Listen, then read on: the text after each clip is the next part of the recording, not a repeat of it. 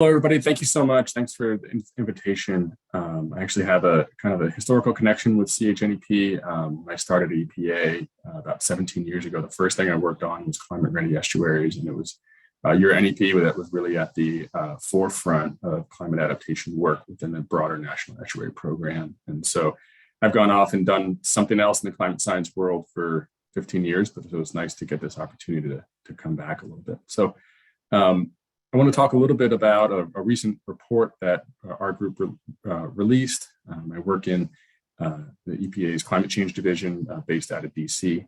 We can go to the next slide. And so our group does a lot of quantification and valuation of climate change impacts in the US, given our national scale that or scope of the agency. That's what the scale that we tend to focus on. The analyses and results I'll describe are very much national in scale today, but I have some zooms in to your area of the country, and certainly all the analyses and data that we produced as part of this just could be resampled to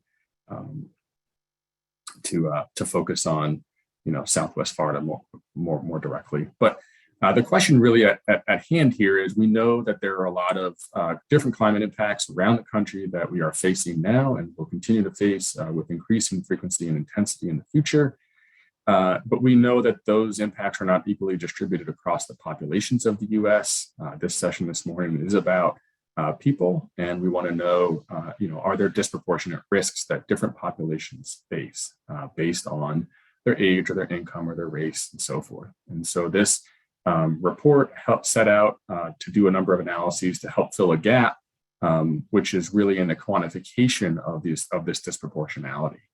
There's a lot of literature discussing sort of qualitatively this issue, but not as much really getting into the quantification and monetization of these disproportionate risks. And so that's what we did. As with all projection studies, there's lots of important caveats that I'll get into, some of which I'll probably miss, and you can check out the report itself. I have a link at the end of my slides. Next slide. So we focused on 6 impact categories. You can see them here. These are ones that in our broader project of where we look at roughly 30 or so impacts of climate change, these are the ones that are the most economically significant. A lot of them have to do with health, which is not surprising. The 2 I'm going to really focus my slides on today are related to coastal flooding, both on property and traffic. But if you want to check out the other impacts and results, you can check out the report separately. Next slide, please. So we look at 4 specific measures of social vulnerability: low income, those identifying as minority, individuals with no high school diploma, and those age 65 and over. So we use the American Census Bureau's American Community Survey, or U.S. Census Bureau's American Community Survey. We do most of these analyses at the census tract or census block group level. There are a lot of uncertainties in projecting where people are going to be in the future for a lot of different reasons. That might drive those changes, that migration. And so for the purpose of this project, we hold demographics constant so that uncertainty doesn't bias some of the interpretation of our results. And finally, there's a lot of connections between or just a lot of individuals may fit into or maybe belong to identify as across multiple of these kind of measures of social vulnerability. Someone may identify as minority and also be low income and not have a high school diploma, but we do look at each of these measures individually. So next slide. I'm going to focus on coastal fronting and property first. So this is analysis to look at each property in the US, when it might be vulnerable to sea level rise and the episodic effects of storm surge. What is the value of that property? What types of adaptation options could be considered to protect that property, or really the community of properties in front of it? So if it's an open facing beach for the first foot or 2 of sea level rise, you might be able to hold back the sea through nourishing your beaches with sand. If you're in a more rural area, a back bay area, it's unlikely that you would fortify in any way other than maybe elevating a structure. So our list of adaptations is neither comprehensive nor complete, and may not be the perfect solution in any one individual, because again, this individual property, because again, this is a national scale analysis. Next slide. And so at a national level, and breaking it down into some of the national climate assessment regions, which is the scale of the analysis that we use in this report, we project, and kind of quantify under two levels, different levels of sea level rise, 50 centimeters. This is global sea level rise. So what would be experienced at any individual property would vary based on a variety of factors that influence relative sea level rise. But the the analysis sought to quantify who and how many people would be vulnerable to their property being inundated from sea level rise, as well as the value of that property. And so you can see the Southeast Gulf, the Southeast Atlantic, not surprisingly, are real hotbeds of not only the numbers of people vulnerable, but the value of that property that is vulnerable. Next slide, please. And so this really gets at the crux of the results for the report, this kind of disproportionality question that I mentioned before. So I'll try to walk through some of these results so you can understand how to interpret these graphics. So for 50 centimeters of sea level rise, this first bar here for low-income individuals, how to interpret that is low-income individuals are roughly 16% more likely than individuals that are not that do not have low income to experience the highest risk of living in areas vulnerable or properties vulnerable to sea level rise. And so we can do this analysis at any variety of sea levels. We have 5 different sea levels in the report. I picked 2 here, but roughly a half meter and a meter. And you can see that because each time you change the amount of sea level rise that you look at, the band of properties that are exposed changes. So you can get quite significant shifts between these different amounts of sea level change. For this, across both of these, you see that both of these levels, you see individuals with low income and individuals with no high school diploma are overall more likely to experience inundation compared to their reference populations. We split out the minority category further to help elucidate, what is going on there and some of the drivers of that. As you can see, and not surprisingly, we know that a lot of American Indian and Alaska Native populations are, living at vulnerable elevations, and so especially with just a half meter of rise, they are pretty significantly more likely than those individuals who are not American Indian or Alaska Native to experience that inundation. Next slide, please. So we also look at the kind of implications of adaptation. So how would, if we consider a simple sort of cost-benefit test, which is very imperfect, but somewhat consistently applicable across the US, of the value of the property, when that property might be vulnerable, and what would efficient adaptation responses be?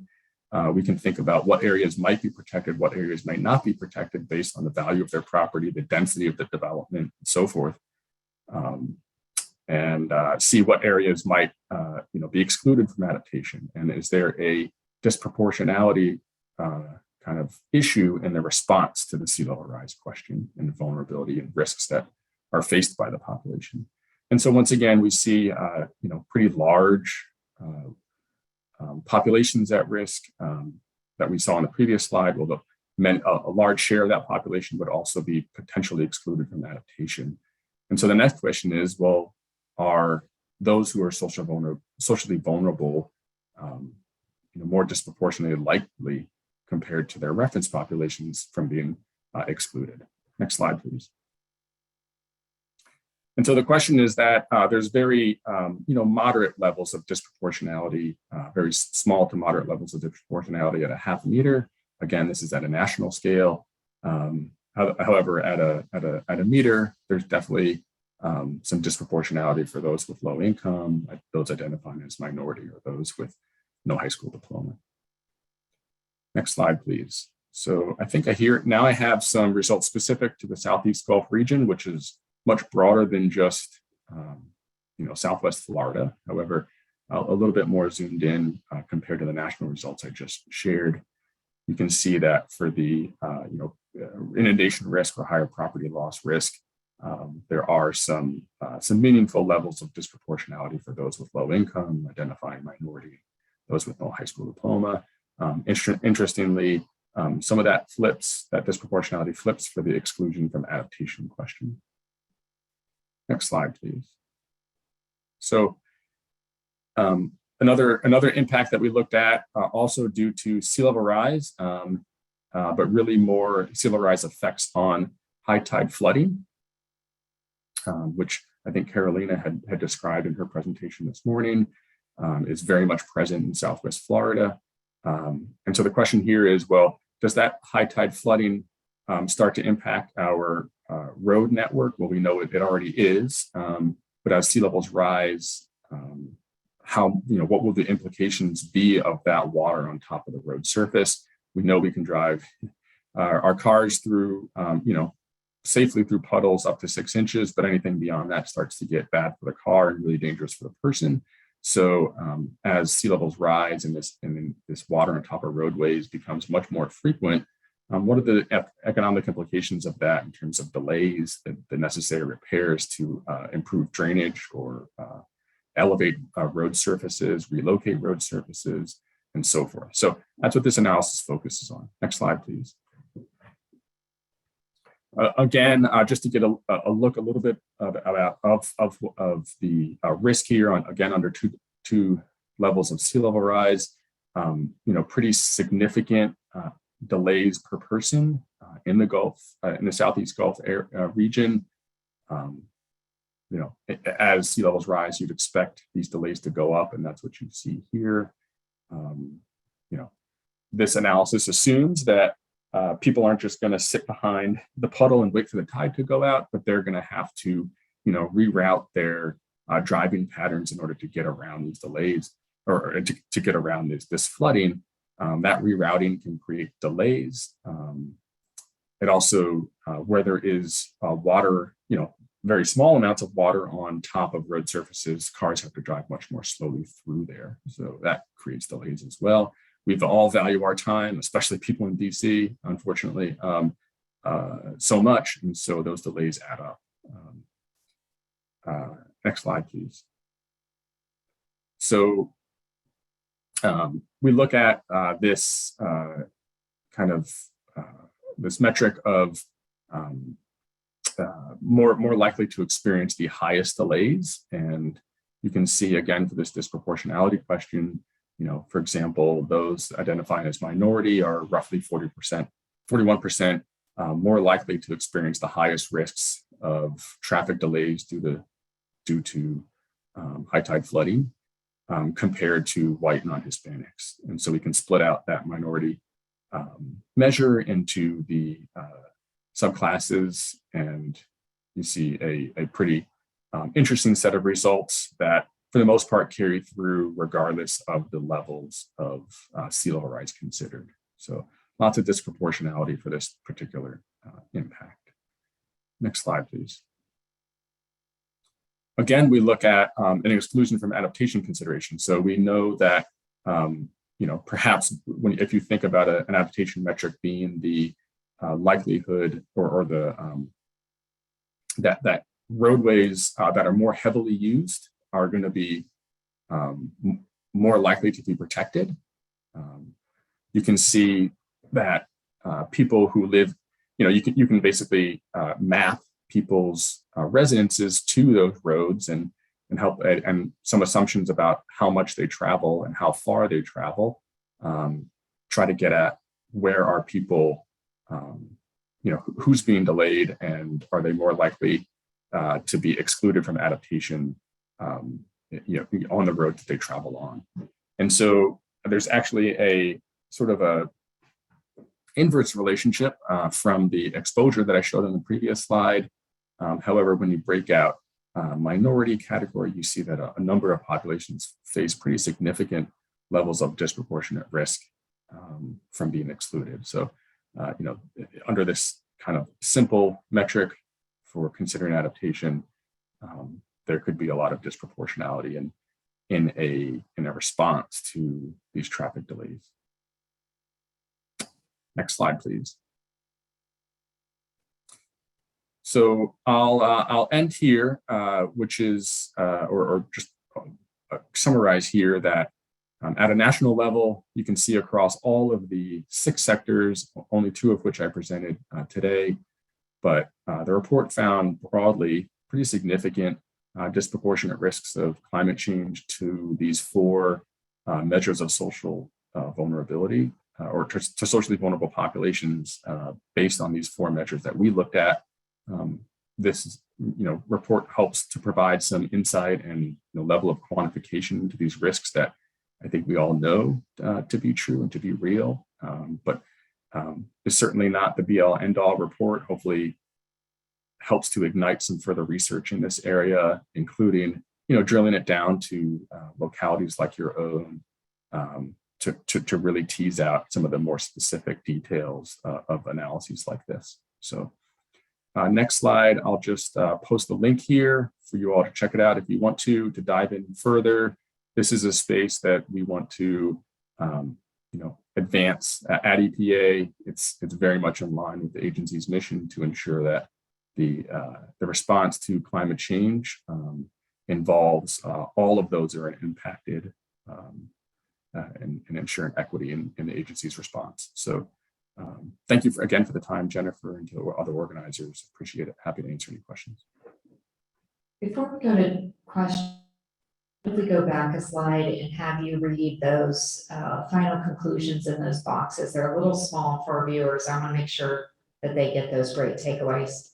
Yeah, sure. So the boxes are really just to highlight and help interpret what these values mean. But for example, I covered the coastal flooding and traffic analysis. So this top box that's highlighted there is basically how to interpret these values are that minorities are roughly 41% more likely than non-minorities to currently live in areas with the highest projected increases in traffic delays from high tide flooding associated with about a ½ meter of global sea level rise. So like many technical analyses, that's a mouthful. It's not the most neat and tight bullet, but that's kind of the construct of the analysis that we did. And then below it says those with no high school diploma are 3% less likely than those with a high school diploma to currently live in areas with the highest projected extreme temperature mortality impacts with 2 degrees Celsius of global warming. So we see a less of a disproportionate impact, but still a disproportionate impact there with people with lower education, but definitely a very high disproportionate impact to minorities based on your research. So we wanted to make sure that people were pulling that out of these summary results, because that definitely feeds into some of our future presentations and discussions. I see one. What does inland flooding mean? So there, it's precipitation-based flooding. You can also get some flooding from melting snowpack, but unlike sea level rise and storm surge that I mentioned, the impact that I didn't cover here for inland flooding is precipitation-based. So that can also be important, obviously, in the coastal zone, as you were all well aware. But it's for the drivers and how we model it, it's very different. And so that's what I meant there. So one important storyline, if on that summary slide that I showed, you would have seen that for the measure of individuals older than the age of 65, there wasn't a lot of disproportionality. That doesn't mean that older individuals won't be impacted by climate change. It's really just answering the question, will older individuals be more likely to experience the highest impacts compared to those individuals who are under the age of 65? So the report definitely finds that older individuals are, for these 6 types of impacts, certainly vulnerable, but are they more vulnerable than younger individuals? Our report said no, or found no. So I think a question on how can these results be used for adaptation planning and ensuring it. I think, certainly at a national level, it's helps to push the importance of ensuring that all populations are brought into adaptation planning exercises to ensure that their needs and input is being accounted for. But if we know that some individuals, just based on their income or their race or ethnicity, are more likely to experience the highest impacts, well, then we should be ensuring that our resources are being directed appropriately to address those disproportionate risks. And so that's what a lot of the federal government is doing now in an initiative called EJ 40, or Environmental Justice 40, where agencies are ensuring that 40% of resources are directed towards socially vulnerable populations. Next question.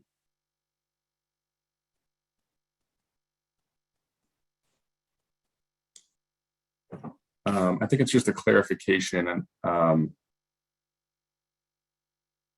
older people feel less impacts than younger? It's not so much that they are going to feel less impacts; they're just not.